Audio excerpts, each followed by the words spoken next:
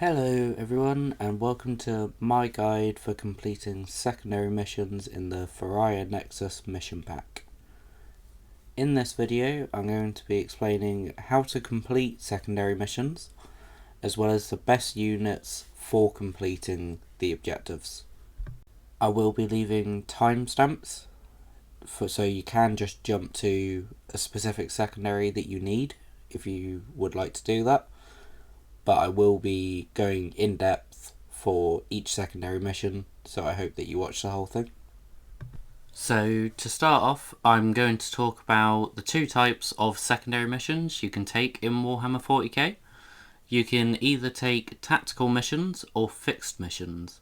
With tactical missions, you draw 2 random missions each turn, but can only ever have 2 secondary missions at once. So if at the end of your last turn you completed one objective, you only draw 1 extra at the start of your turn. At the same time, if you've still got both your objectives, you then won't draw any, so you can only have a maximum of 2 at any time.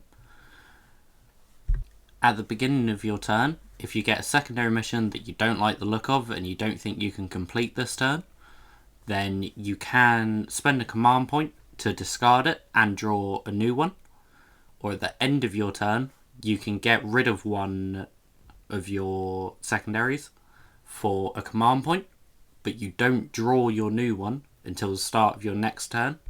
On screen at the minute, you can see my beautiful representation of what secondary missions can look like to a new player. There is no need to panic for when you are drawing a secondary mission. Even if you don't know what it means at all, a vast majority of players are really nice and will help you to understand what you need to do. But if that doesn't work, I'm hoping you'll be able to reference back to this video to be able to understand it better. That is my goal for this video, and I may end up going to do primary missions as well, so you can better understand primary missions, you can better understand secondary missions, and it's always there as a reference if you need it. The other way to play secondaries is to take fixed secondaries. This is when you pick 2 secondary missions at the start of the game, and they will stay as your secondary missions for the whole game. The 2 you can pick is limited though, and you can tell from a symbol in the bottom left of the card that is about to come up on screen.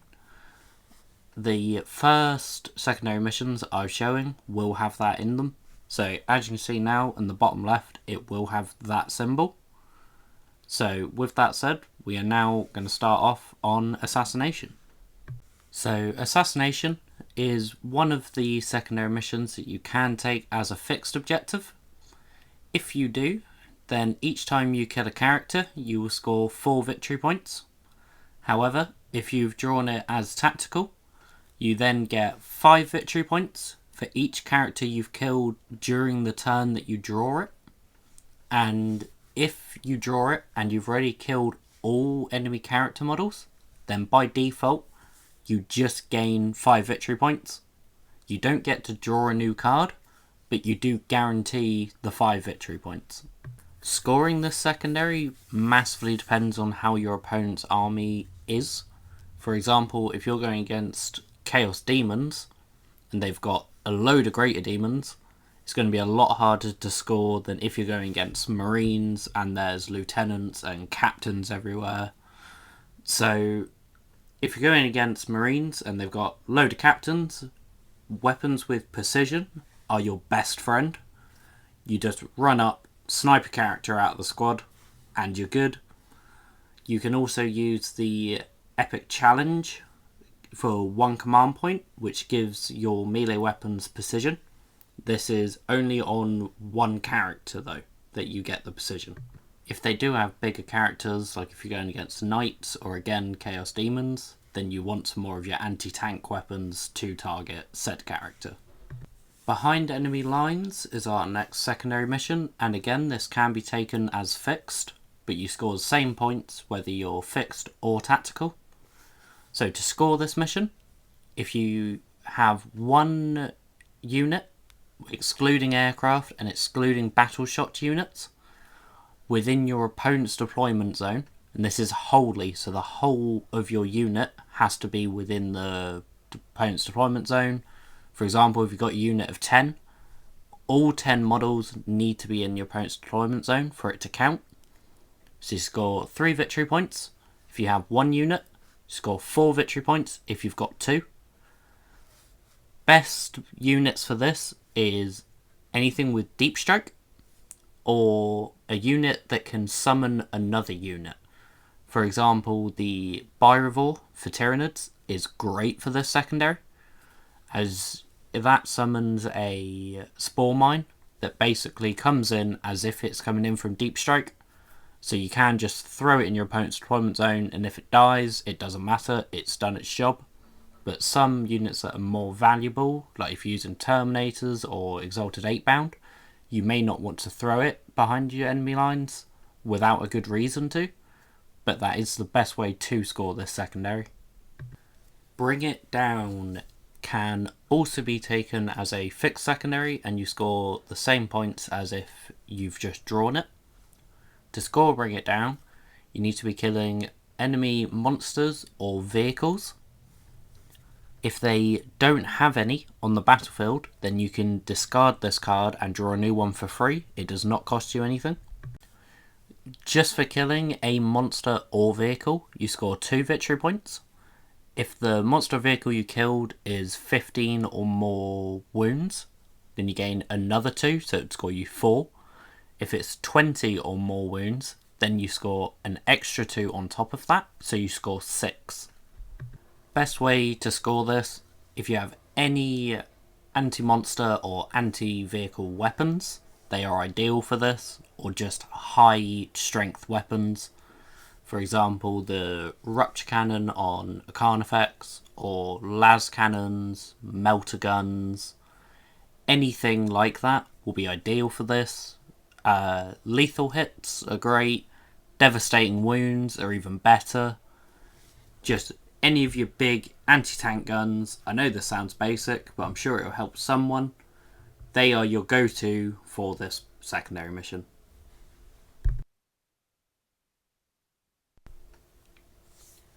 Storm Hostile Objective. This can be taken as a fixed mission, as well as a tactical one. All missions can be taken as tactical missions.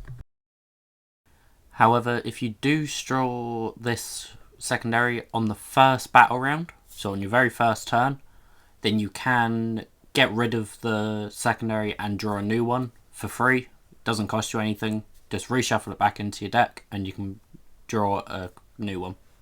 The way to score the secondary is to take control of one or more objective markers that your opponent held at the beginning of your turn, or if your opponent does not control any objective markers at the beginning of your turn, then you need to control one new one. So one that you didn't control at the beginning of the turn, you then need to go and capture that. If your opponent is controlling objective markers, then the best way to score it is to send your elite unit, whatever you've got that's big and scary, go and send that onto an objective.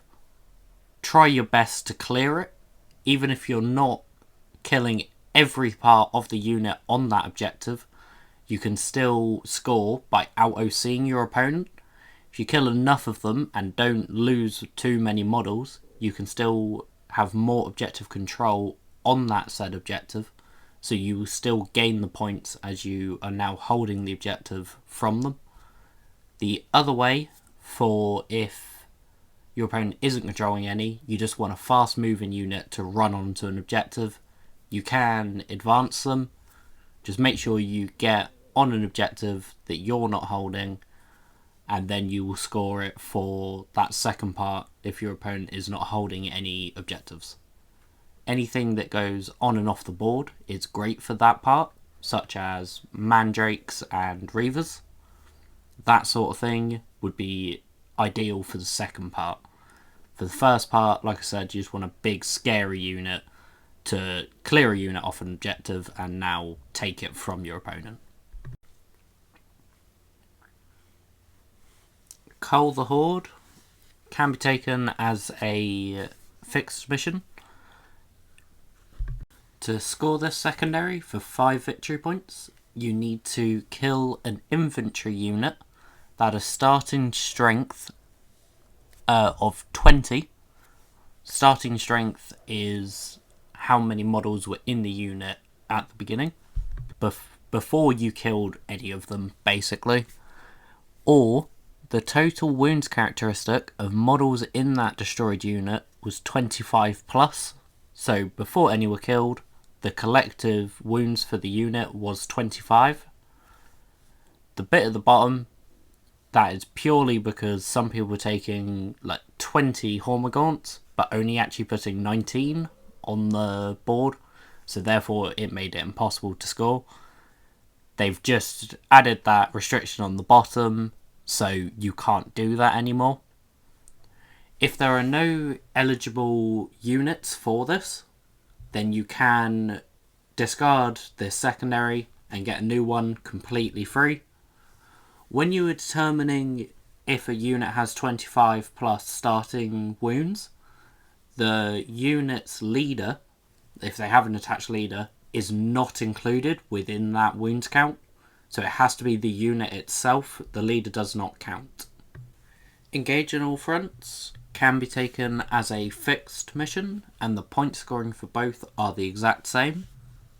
If you have less than 3 models left on the board, then you can discard this for free and draw a new secondary.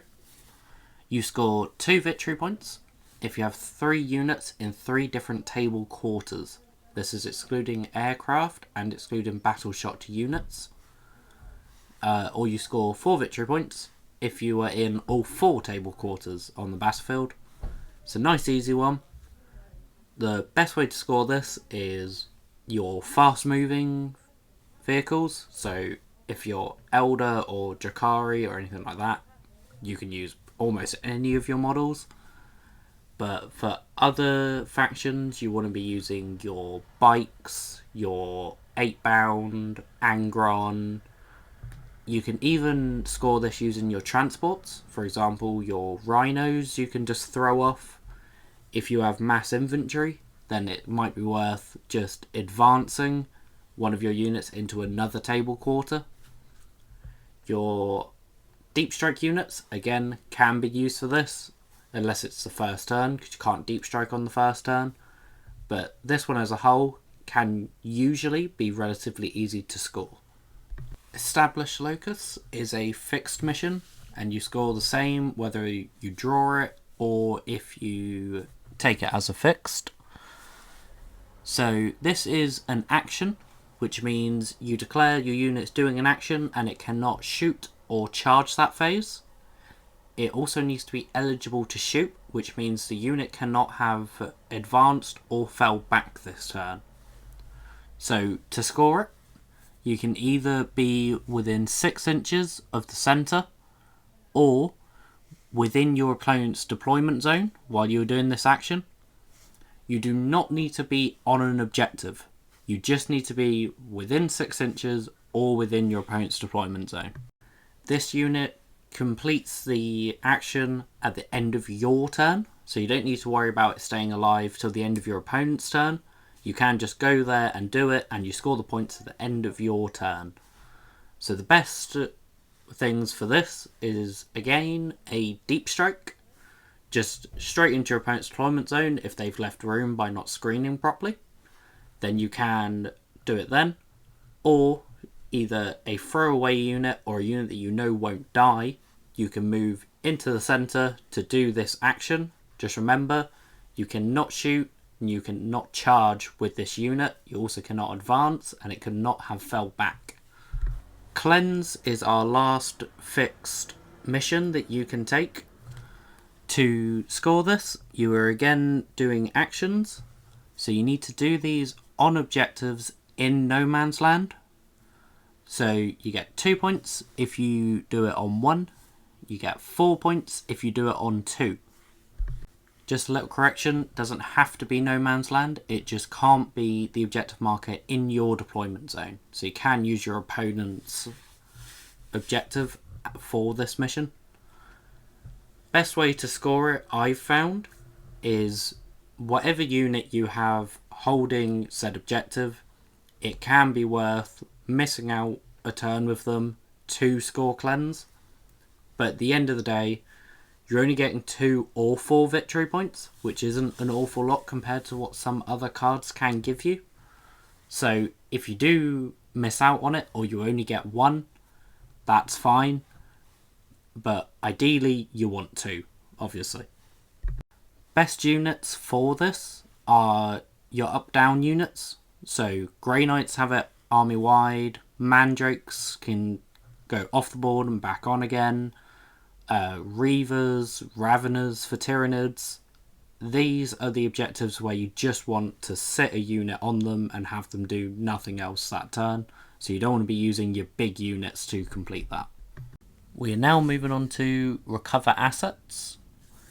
If you have fewer than 2 units, so if you only have 1 unit on the battlefield, you can discard this card and draw a new secondary mission, and that does not cost you anything at all. To score this, you are doing actions, and this completes at the end of your opponent's turn, so you've got to make sure these units stay alive. So you score 3 victory points if you do it with 2 units, and you score 6 victory points if you do it with all 3. So you want to be doing actions in your deployment zone, in no man's land, and in your opponent's deployment zone. So again, 2 of them, 3 victory points. If you get all 3, you get 6 victory points. To complete this, you want to be using your lesser units. So you would normally have at least 1 unit still on your home objective, or at least screening your deployment zone. So there's your deployment zone. Majority of your units are probably going to be in no man's land. So if you pick one that's not too important, such as a unit of spawn or along those lines, they can do no man's land. Anything in your opponent's deployment zone, you want something that can deep strike or can come on and off the board, like anything in the Grey Knights or Mandrakes, that kind of thing. Area denial is you score 2 victory points if you have a friendly unit within 3 inches of the centre and there are no enemy units within 3 inches. Or you can score 5 victory points if you have a friendly unit within 3 inches of the centre and no enemy units within 6 inches of the centre. This is a secondary mission that you have to look out for, because a lot of people, I mainly play on UKTC terrain, where there is always a L which is within 6 inches of the centre of the battlefield, and almost every game you play there will be a unit behind that piece of terrain to stop you from scoring maximum on this secondary. It is well worth doing yourself, even if you just chuck a small cheap unit there. Whatever the cheapest thing in your codex is, it will still count. Anything from Nurglings to Ripper Swarms, Scarab Swarms if you're using Necrons. Just a little unit that they won't think to kill can prevent your opponent from scoring 3 victory points. I forgot to mention earlier, but aircraft and battle shot units do not count for being within 3 inches as friendly, but it does count for if it's an enemy unit. Secure no man's land. This one is relatively simple. You get 2 victory points if you're holding one objective in no man's land. You score 5 victory points if you're controlling 2 objectives in no man's land. For this, you can use almost any unit in your army. The only armies I find struggle with this are knights, as unless you're doing war dog / armature spam, you may struggle to have the units to be able to do this consistently. But if you get this near the beginning of the game, it shouldn't be too much of a problem, as this completes at the end of your turn.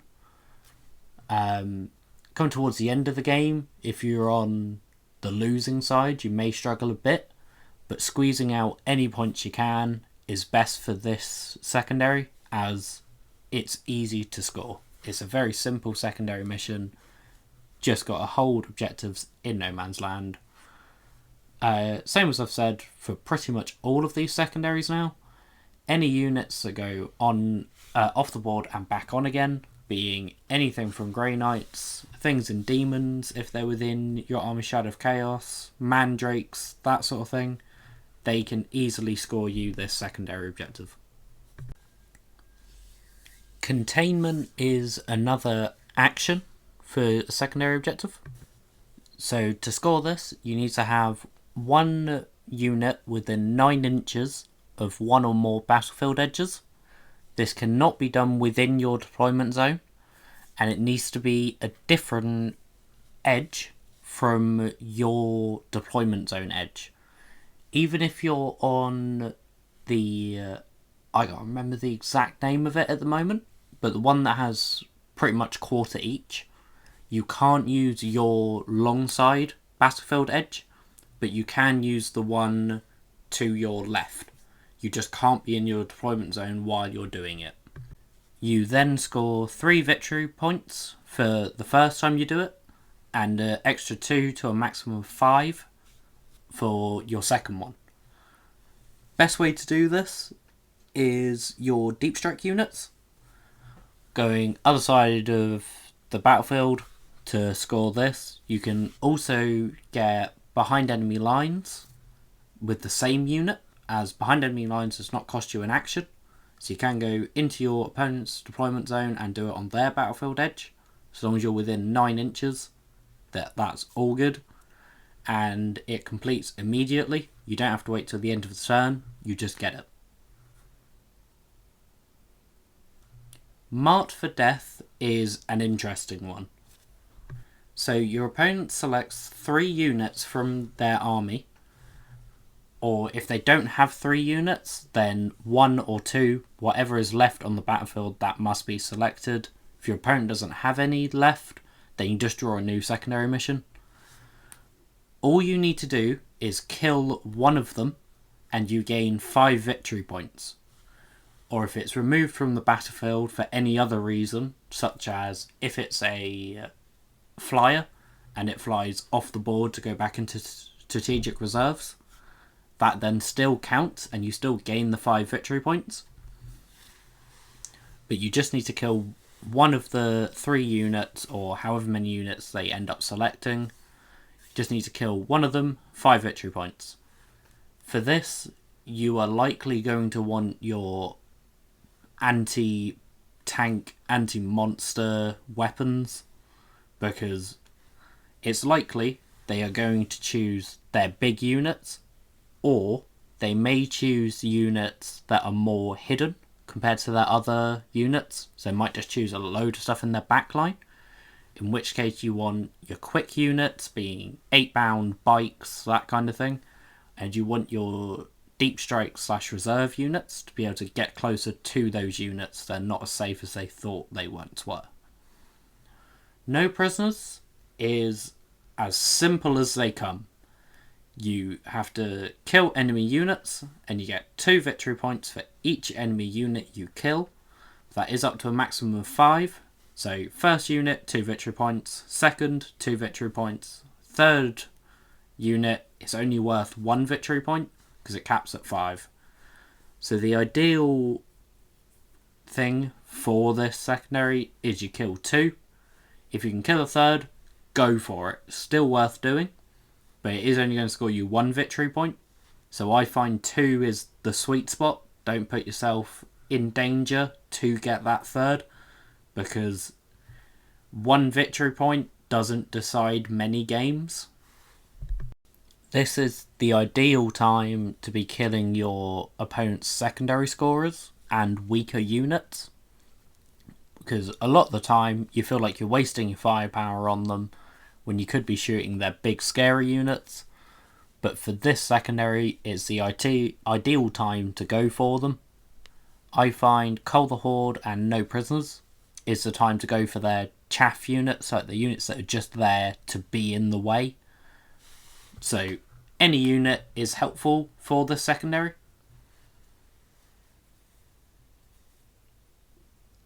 Defend stronghold is another pretty simple one.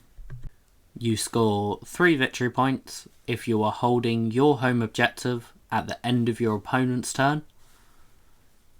And if you draw it in the first battle round, you can then discard it and draw a new one. I don't know why I'm saying you can. You have to. You cannot have the secondary first turn. If it's coming towards the end of the game and you may have lost your home objective, I don't recommend going for it because it is only 3 victory points. But at the same time, that depends what your board's looking like.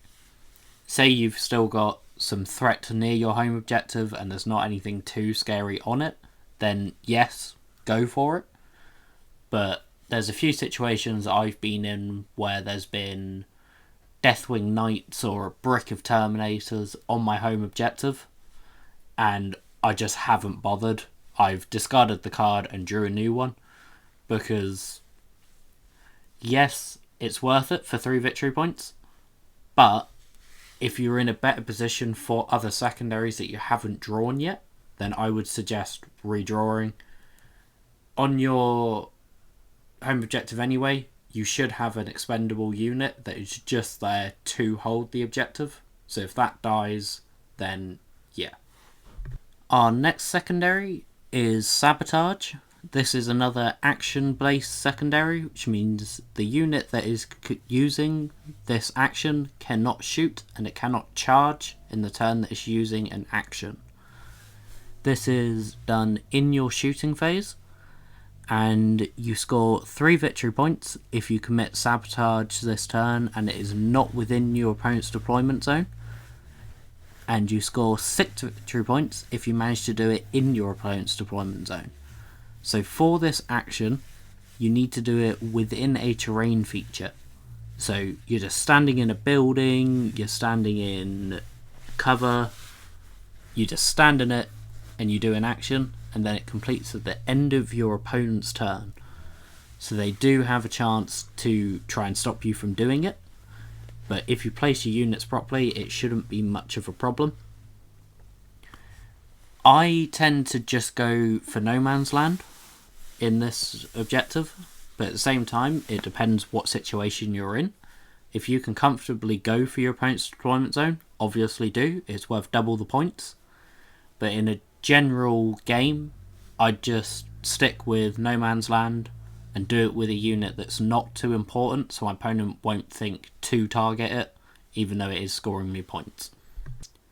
Overwhelming Force is similar to Storm Hostile Objective, but this time we just need to kill enemy units that started the turn within range of an objective marker. So they don't need to be holding the objective, and you don't need to take the objective. You just need to kill enemy units which are within range of an objective marker. So you can shoot them, you can charge them, however you want, just make sure you kill them.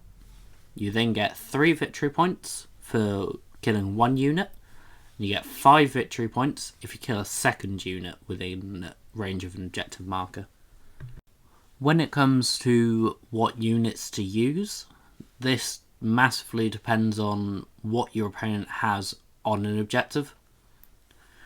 I tend to target one objective and make sure that objective is cleared. It puts me in a better position to take said objective, and it's also taken one off my opponent, and it's scoring this secondary. But if your opponent has multiple weak units on a separate objective, then it is worth targeting both. Just make sure you kill at least one. If you can get a second, then that's obviously a bonus. Any units can be good, it depends what your opponent has. Extend battle lines is our final secondary mission, and to score this, you just need to be holding your home objective and any objective within no man's land, or if you only have one unit on the battlefield left, then you just need to control one marker in no man's land. If you do it this way, so you only have one unit and you're controlling one objective in no man's land, then you score 2 victory points. If you are doing it the first way, and you have one on an objective in no man's land and one on your deployment zone objective, then you score 5 victory points. For the secondary, any units are good. For the ones on your home objective, I tend to just put a cheap 10-man unit that I can spread out to stop screening in my home objective and my deployment zone in general. So 10 termagants, 10 jackals, a unit of 10 witches, just a unit of 10 like intercessors, whatever a cheap unit set on your home objective, and that is its use. I like getting this objective to start off the game because you're going to have something on your home objective. You then just need to move and take one. That is it for secondary missions. I hope you've learnt something from this video. I hope it was useful for something. And yeah, thank you for watching. If you enjoyed it and you would like me to do it for primary missions and potentially mission layouts, and I can go through and show where I would put things for different armies and my different lists, I am happy to do that. I thought I'd start with secondary missions because I know some people struggle with knowing how to complete them and what is the best units in said scenarios. For general consensus, you want to have expendable units. You want to have units that can die and you don't care. So your cheap units are the go-tos. If your army can take units that can come off the board and back on again, then they are great for secondaries. So if you have watched start to finish, you've heard this a lot, and I do apologise for that. But Raveners for Tyranids, Mandrakes for Jakari, I believe Reavers for Space Marines do it. All Grey Knights can do it because they have it as their army rule. The Chaos Demons have something called Shadow of the Warp, and as long as you're within that, you can spend 1 command point and take 2 units off the board and back on again. Anything like that is great for secondaries. Thank you again for watching, and I will catch you all next time.